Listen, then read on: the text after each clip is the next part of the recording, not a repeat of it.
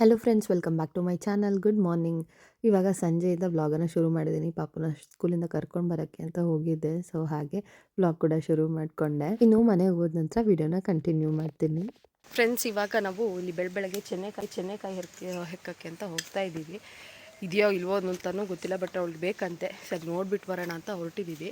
ಹಾಗೆ ಇಲ್ಲಿ ಬರ್ತಾ ಒಂದು ಪೈನ್ಯಾಪಲ್ ಕಾಣಿಸ್ತಾ ಇದೆ ನೋಡಿ. ಇಲ್ಲಿ ಫುಲ್ ಹಣ್ಣಾಗಿ ಹೋಗ್ಬಿಟ್ಟಿದೆ. ಸೊ ಅದನ್ನು ಕೊಯ್ಯೋಣ ಅಂತ. ಓಕೆ, ಎರಡಿದೆ ಫ್ರೆಂಡ್ಸ್, ಎರಡು ಹಣ್ಣಾಗಿಬಿಟ್ಟಿದೆ. ಅದನ್ನು ಕೊಯ್ಯೋಣ ಇವಾಗ. ಆ ಕಡೆ ಒಂದಿದೆ, ಈ ಕಡೆ ಒಂದಿದೆ. ನಿಮಗೆ ವಿಡಿಯೋದಲ್ಲಿ ಕಾಣಿಸ್ತಾ ಇಲ್ಲ ಮೋಸ್ಟ್ಲಿ. ಅಲ್ಲೇ ಇರು ಮಗಳೇ, ನೋಡಿ ಇಲ್ಲಿ ಕಾಣಿಸ್ತಾ ಇದೆಯಾ? ಎಷ್ಟು ಚೆನ್ನಾಗಿ ಹಣ್ಣಾಗಿದೆ ನೋಡಿ. ಫುಲ್ಲು ಹಣ್ಣಾಗೋಗ್ಬಿಟ್ಟಿದೆ. ಎಸ್, ಎಷ್ಟು ಸಖತ್ತಾಗಿ ಹಣ್ಣಾಗಿದೆ. ನಾವು ನೋಡೇ ಇಲ್ಲ ಇದು. ಇಲ್ಲಿ ಒಂದು ಪೈನಾಪಲ್ ಇದೆ ಅಂತ, ಗಿಡ ಇದೆ ಅಂತ ಗೊತ್ತು. ಒಂದು ಸಿಕ್ಕಿತ್ತು, ಬಟ್ ಇವಾಗ ಇನ್ನೊಂದು ಸಿಕ್ಕಿದೆ. ಸೊ ನೈಸ್ ನೋಡಿ, ಎಷ್ಟು ಚೆನ್ನಾಗಿದೆ. ನ್ಯಾಚುರಲಾಗಿ ಅದು ಹಂಗೆ ಹಣ್ಣಾಗಿರೋದು. ಹಕ್ಕಿಗೂ ಕಾಣಿಸಿಲ್ಲ ಅನಿಸುತ್ತೆ, ಹಂಗಾಗಿ ಫುಲ್ ಕ್ಲೀನಾಗಿ ಚೆನ್ನಾಗಿದೆ ನೋಡಿ. ಸೊ ಇನ್ನೊಂದಿದೆ, ಅದನ್ನು ಕೊಯ್ಯೋಣ. ಅದು ಆ ಕಡೆಗಿದೆ, ನೋಡಿಕೊಂಡೆ ಇಲ್ಲ ನಾವು ನೋಡಿ. ಕಾಯಿ ಇರೋದು ಗೊತ್ತಾಗಿಲ್ಲ. ಇವಾಗ ಫುಲ್ ಹಣ್ಣಾಗಿದೆ. ಈ ಕಡೆ ಹೋಗಿ ಕೊಯ್ಯೋದು ಒಂದು ಸ್ವಲ್ಪ ಕೆಲಸ ನೋಡಿ. ಅಲ್ಲಿ ಮೂಲೆಯಲ್ಲಿ ಕಾಣಿಸ್ತಾ ಇದೆಯಾ? ಓ, ಇಲ್ಲಿದೆ, ಕಾಣಿಸ್ತಿದ್ಯಾ? ಇಲ್ಲಿದೆ ನೋಡಿ. ನಿಲ್ಲು ಬತ್ತೆ, ಅವಳು ಸೊಳ್ಳೆ ಬೇರೆ ಕಚ್ತಾ ಇದೆಯಂತೆ. ಉಪ್ಪು ಹಾಕಿ ತಿನ್ನೋಕ್ಕಂತೂ ಸಖತ್ತಾಗಿರುತ್ತೆ, ಉಪ್ಪು ಖಾರ ಹಾಕಿ. ಇವಳಿಗೆ ಸೊಳ್ಳೆ ಕಚ್ತಾ ಇದೆ. ಸೊ 2 ಪೈನಾಪಲ್ ಸಿಕ್ತು. ಚೆನ್ನಾಗಿ ತಲೆಗೆ ಎಣ್ಣೆ ಹಚ್ಕೊಂಡಿದ್ದೀನಿ. ಪಾಪು ಕೂಡ ಸರಿಯಾಗಿ ಎಣ್ಣೆ ಹಚ್ಚಿದ್ದೀನಿ. ಅವಳಿಗೆ ಸ್ವಲ್ಪ ಜ್ವರ ಎಲ್ಲ ಇತ್ತು. ಮೊನ್ನೆಯಿಂದ ತಲೆ ಸ್ನಾನನೇ ಮಾಡಿಸಿರ್ಲಿಲ್ಲ, ಎಣ್ಣೆ ಕೂಡ ಹಾಕಿರಲಿಲ್ಲ. ಸ್ವಲ್ಪ ಶೀತ ಜ್ವರ ಅದೆಲ್ಲ ಕಡಿಮೆ ಆಗಲಿ ಅಂತ. ಹಾಗಾಗಿ ಇವಾಗ ಫಸ್ಟು ಈ ಚೆನ್ನೆಕಾಯಿಯನ್ನು ಇದ್ದರೆ ಹೆಕ್ಕಿ ಕೊಡಬೇಕು, ಇಲ್ಲ ಅಂತಂದರೆ ಕುತ್ಕೊಳ್ಳೋಕೆ ಬಿಡ್ತಾ ಇಲ್ಲ. ಅಲ್ಲಿ ಆವಾಗಿಂದ ಅದನ್ನೇ ಹೇಳ್ತಾ ಇದ್ದಾಳೆ, ಹೋಗೋಣ ಅಂತ. ಇದೆಯೋ ಇಲ್ವೋ ಅಂತಲೂ ಗೊತ್ತಿಲ್ಲ. ಮೊನ್ನೆ ಒಂದು ಸ್ವಲ್ಪ ಹೆಕ್ಕಿದ್ವಿ ಅಲ್ವಾ, ಇಲ್ವೋ ಏನೋ. ಐ ಥಿಂಕ್ ಇರೋಕ್ಕೆ ಚಾನ್ಸ್ ಇಲ್ಲ. ಇದ್ರೂ ಅದು ಹುಟ್ಟುಬಿಟ್ಟಿರುತ್ತೆ, ಗಿಡ ಮೊಳಕೆ ಬಂದಿರುತ್ತೆ. ನಮ್ಮ ಪುಣ್ಯಕ್ಕೆ ಒಂದೊಂದು ಸಿಗ್ತಾಯಿದೆ ನೋಡಿ. ಒಂದೇ ಒಂದು ಸಿಕ್ತು, ನೋಡೋಣ. ಒಂದೇ ಸಿಕ್ಕಿತ್ತು ಕಂದ, ಮುಗಿದ ತಾಳಿ ಇಲ್ಲೇ ಅವಳ ಹತ್ರ ಇರೋದು ಸಾಲು ಬರ್ತಿಲ್ಲ ಅಂತ ಅವಳಿಗೆ ಆಟ ಆಡ. ಹಾಗೆ ಒಂದು ಸ್ವಲ್ಪ ಅಬರೆ ಇದೆ, ಅದನ್ನು ಕೂಡ ಕೊಯ್ಕೊಂಡೇ ಹೋಗೋಣ ಬಂದಿದ್ದಕ್ಕೆ. ಯಪ್ಪ, ಒಂದೇ ಸಲ ಕೊಯ್ದು ಬಿಡ್ತೀನಿ. ಆಮೇಲೆ ಇನ್ನೊಂದು 2 ದಿನ ಇಟ್ಬಿಟ್ರೆ ಇನ್ನೊಂದು ಪಲ್ಯಕ್ಕೂ ಸಾಕಾಗಲ್ಲ, ಹಂಗಾಗ್ಬಿಡುತ್ತೆ. ಅದಕ್ಕೋಸ್ಕರ ಎಲ್ಲ ಎಳೆದನ್ನೇ ಕೊಯ್ತಾ ಇದ್ದೀನಿ. ನೋಡಿ, ಬಂದಿದ್ದಕ್ಕೆ ಇಷ್ಟು ಅಬರೆ ಸಿಕ್ತು. ಎರಡು ಕಾಳು ನೋಡಿ, ಇಷ್ಟು ಸಿಕ್ತು ಚೆನ್ನೆಕಾಯಿ. ಇವಳಿಗೆ ಬೇಜಾರು, 2 ಸಿಕ್ಕಿದೆ ಅಂತ.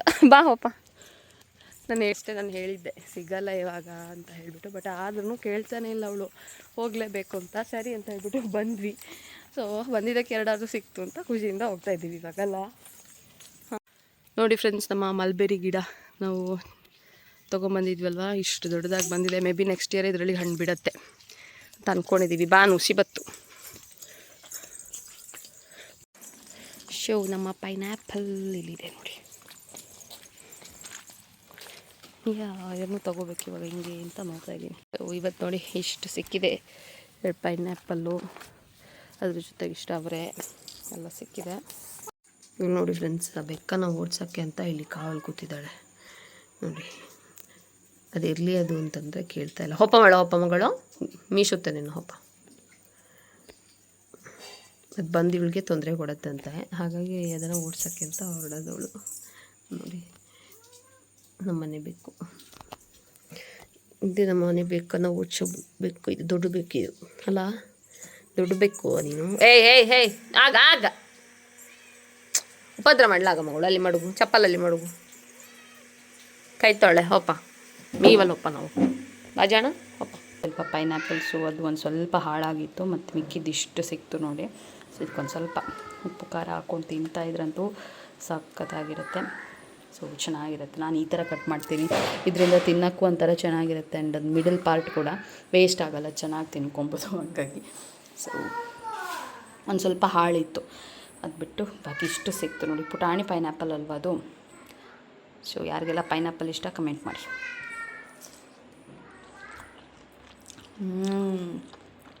So good.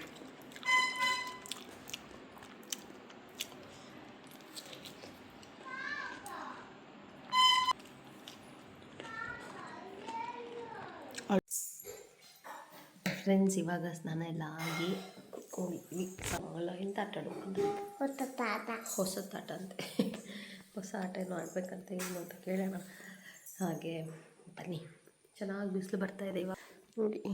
ಚೆನ್ನಾಗಿ ಬಿಸಿಲಿದೆ ಇವತ್ತು.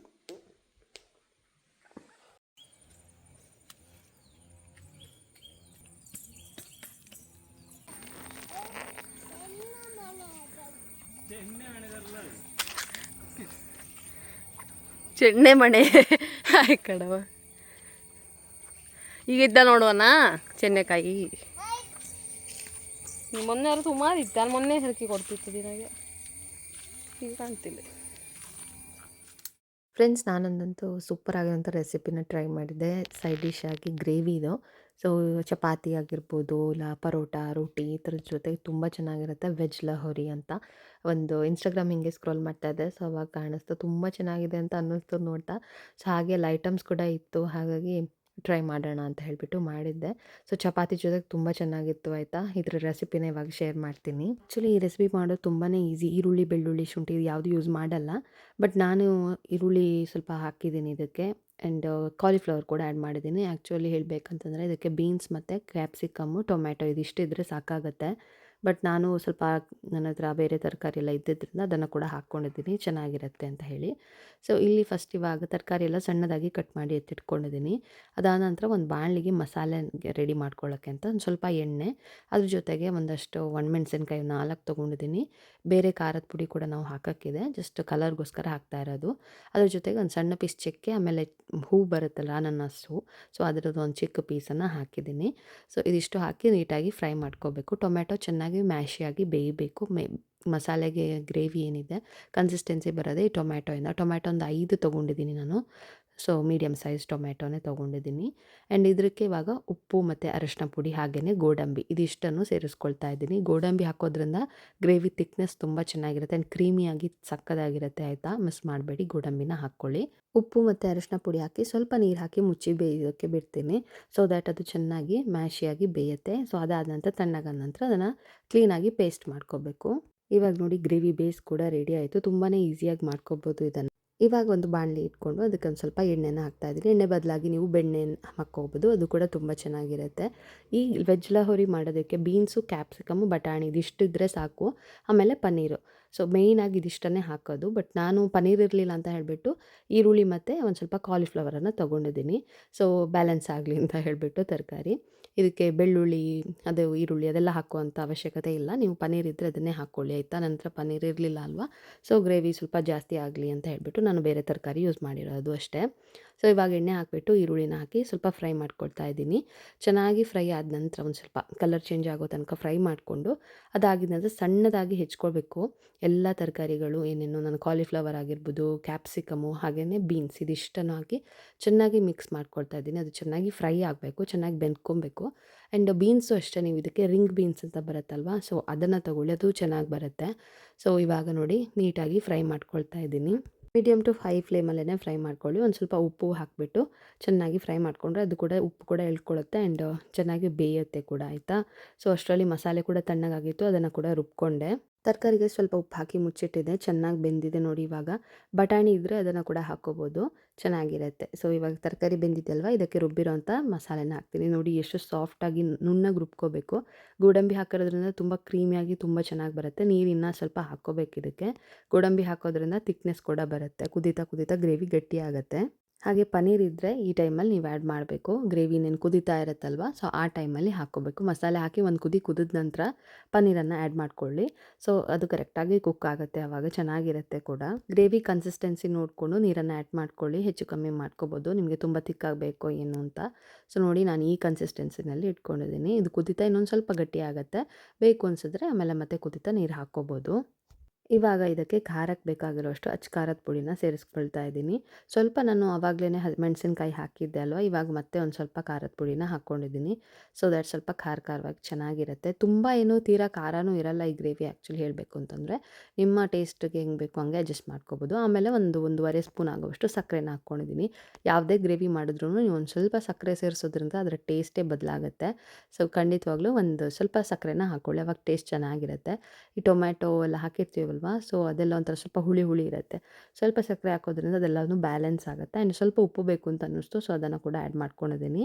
ಇದಿಷ್ಟು ಹಾಕಿದ ನಂತರ ಸ್ವಲ್ಪ ಲೋ ಫ್ಲೇಮ್ ಮಾಡಿ ಸ್ವಲ್ಪ ಹೊತ್ತು ಮುಚ್ಚಿ ಬೇಯಿಸ್ತೀನಿ. ಸೊ ದ್ಯಾಟ್ ಆ ಮಸಾಲೆ ಹಸಿ ಸ್ಮೆಲ್ ಏನಿದೆ ಅದೆಲ್ಲನೂ ಹೋಗುತ್ತೆ ಆ್ಯಂಡ್ ತರಕಾರಿ ಜೊತೆಗೆ ಚೆನ್ನಾಗಿ ಮಸಾಲೆ ಹೊಂದ್ಕೊಳ್ಳುತ್ತೆ. ಅದಕ್ಕೋಸ್ಕರ ಸ್ವಲ್ಪ ಲೋ ಫ್ಲೇಮ್ ಮಾಡಿ ಮುಚ್ಚಿ ಬೇಯಿಸಿದ್ದೀನಿ. ನೋಡಿ ಇವಾಗ ಕರೆಕ್ಟಾಗಿ ರೆಡಿ ಆಗಿದೆ. ಟೇಸ್ಟ್ ಕೂಡ ಅಷ್ಟೇ ಪರ್ಫೆಕ್ಟ್ ಆಗಿತ್ತು. ಇವಾಗ ಲಾಸ್ಟಲ್ಲಿ ಒಂದು ಸ್ವಲ್ಪ ಗರಂ ಮಸಾಲಾನ ಆ್ಯಡ್ ಮಾಡ್ತಾ ಇದ್ದೀನಿ ಆ್ಯಂಡ್ ಅದ್ರ ಜೊತೆಗೆ ಸ್ವಲ್ಪ ಕೊತ್ತಂಬರಿ ಸೊಪ್ಪು ಇದಿಷ್ಟು ಹಾಕ್ಕೊಂಡು ಲಾಸ್ಟಲ್ಲಿ ಒಂದು ಸ್ವಲ್ಪ ಕಸೂರಿ ಮೆಥಿನ ಹಾಕ್ತಾ ಇದ್ದೀನಿ. ಇದು ಆಪ್ಷನಲ್ ಇದೆ. ಆ್ಯಕ್ಚುಲಿ ಕಸೂರಿ ಮೆಥಿ ನೀವು ಬೇಕು ಅಂತಂದರೆ ಹಾಕ್ಕೋಬೋದು, ಇಲ್ಲ ಅಂತಂದರೆ ಸ್ಕಿಪ್ ಕೂಡ ಮಾಡ್ಬೋದು. ನಾನೊಂದು ಸ್ವಲ್ಪ ಆಯಿತು ಅಂತ ಹೇಳ್ಬಿಟ್ಟು ಹಾಕಿದೆ. ನನಗೆ ಗ್ರೇವಿಗಳಿಗೆಲ್ಲ ಒಂದು ಸ್ವಲ್ಪ ಕಸೂರಿ ಮೆಥಿ ಹಾಕಿದ್ರೆ ತುಂಬ ಇಷ್ಟ ಆಗುತ್ತೆ, ಅದಕ್ಕೋಸ್ಕರ ಅದನ್ನು ಕೂಡ ಸೇರಿಸ್ಕೊಂಡಿದ್ದೀನಿ. ಗ್ರೇವಿ ಅಂತೂ ನಿಜವಾಗ್ಲೂ ಹೇಳ್ತೀನಿ ಎಷ್ಟು ಸಖತ್ತಾಗಿರುತ್ತೆ ಗೊತ್ತಾ. ತರಕಾರಿ ಎಲ್ಲ ಸಣ್ಣಗೆ ಕಟ್ ಮಾಡಿ ಹಾಕಿರ್ತೀವಲ್ವ, ಅದು ಒಂಥರ ಚೆನ್ನಾಗಿರುತ್ತೆ. ಒಂದ್ಸರಿ ನೀವು ಟ್ರೈ ಮಾಡಿ. ಗ್ರೇವಿ ಲಾಸ್ಟಲ್ಲಿ ಇನ್ನೇನು ಕುದಿ ಬರ್ತಾ ಇರುತ್ತಲ್ವ, ಆ ಟೈಮಲ್ಲಿ ಪನ್ನೀರನ್ನು ಆ್ಯಡ್ ಮಾಡಬೇಕು. ಪನ್ನೀರನ್ನು ಆದಷ್ಟು ತುರಿದ್ಬಿಟ್ಟು ಹಾಕ್ಕೊಳ್ಳಿ. ಸೊ ಈ ಗ್ರೇವಿಗೆ ಆ ಥರ ಹಾಕಿದ್ರೇ ಚೆನ್ನಾಗಿರುತ್ತೆ. ನಾನು ಪನ್ನೀರ್ ಇವತ್ತು ಯೂಸ್ ಮಾಡಿಲ್ಲ, ಬಟ್ ನೀವು ಪನ್ನೀರ್ ಹಾಕ್ಕೊಂಡು ಮಾಡಿ ಸಕ್ಕತ್ತಾಗಿ ಬರುತ್ತೆ ಮಾತ್ರ, ಆಯಿತಾ. ಇದು ವೆಜಿಟೇಬಲ್ಸ್ ಮಾತ್ರ ಹಾಕಿರೋದು, ಆದ್ರೂ ಅಷ್ಟೇ ಸಕ್ಕತ್ತಾಗಿ ಟೇಸ್ಟಿಯಾಗಿತ್ತು, ತುಂಬ ಚೆನ್ನಾಗಿತ್ತು. ಇನ್ನೊಂದ್ಸಲಿ ಮಾಡ್ತೀನಿ ನಾನು, ಇದು ಅಷ್ಟು ಚೆನ್ನಾಗಿತ್ತು ಗ್ರೇವಿ ಅಂತೂ. ಚಪಾತಿ ಜೊತೆಗೆ ಬೆಸ್ಟ್ ಕಾಂಬಿನೇಷನ್ನು. ನೋಡಿ ಲಾಸ್ಟಲ್ಲಿ ಒಂದು ಸ್ವಲ್ಪ ಕಸೂರಿ ಮೇಥಿ ಹಾಕಿದ್ರಂತೂ ಅದೇನೋ ಟೇಸ್ಟ್ ನನಗೆ ಸಿಕ್ಕಾಬಡೆ ಇಷ್ಟ ಆಗುತ್ತೆ, ಆ ಫ್ಲೇವರ್ ಎಸ್ಪೆಷಲಿ. ಸ್ವಲ್ಪ ಫ್ರೈ ಮಾಡಿಕೊಂಡು ಪುಡಿ ಮಾಡ್ಕೊಂಡು ಹಾಕ್ಕೊಂಡ್ರೆ ಸಕ್ಕತ್ತಾಗಿರುತ್ತೆ. ನೋಡಿ ಈ ಥರ ಕನ್ಸಿಸ್ಟೆನ್ಸಿ ಇರಬೇಕು, ಪರ್ಫೆಕ್ಟಾಗಿ ಆಗಿದೆ. ಆ್ಯಂಡ್ ಕಲರ್ ನೋಡಿ ಎಷ್ಟು ಚೆನ್ನಾಗಿದೆ. ನಾವು ರುಬ್ಬೇಕಾದ್ರೂ ಮೆಣಸಿನ್ಕಾಯಿ ಹಾಕಿರ್ತೀವಲ್ವ, ಅದೇ ತುಂಬ ಚೆನ್ನಾಗಿ ಕಲರ್ ಕೊಡುತ್ತೆ.